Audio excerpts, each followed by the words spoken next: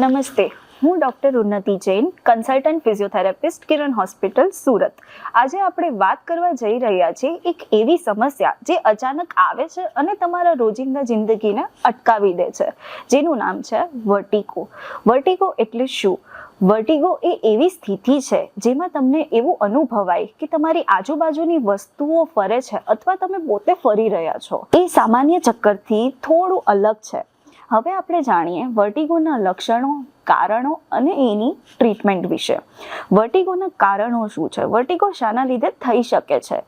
કાનમાં કોઈ તકલીફ હોય, ગરદનની કોઈ સમસ્યા હોય, પૂરતી ઊંઘ ન લેવી, તણાવ, ચિંતા કે સ્ટ્રેસના લીધે, બીપી અને શુગરમાં ઉતાર ચઢાવ, કાં તો પછી એક જ પોસ્ચરમાં બેસી રહો, એના લીધે વર્ટિગો થઈ શકે છે. વર્ટિગોના સિમ્ટમ્સ શું છે? માથું ભારે થવું, ચક્કર આવવા, આજુબાજુની વસ્તુઓ ફરતી હોય એવું લાગવું, ઉલટી કે ઉબકા આવવા, ગરદનના દુખાવા સાથે ચક્કર આવવા, આ બધા વર્ટિગોના સિમ્ટમ્સ છે.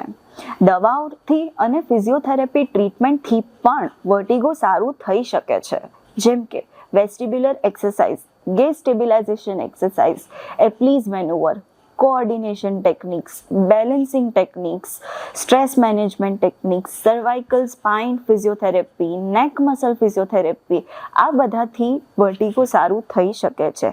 Vertigo is not something to ignore. સાચી સારવાર અને ફિઝિયોથેરાપી ટ્રીટમેન્ટથી તમે એક વેલ બેલેન્સ લાઈફ જીવી શકો છો. વધુ માહિતી માટે કિરણ હોસ્પિટલનો સંપર્ક કરો. Thank you.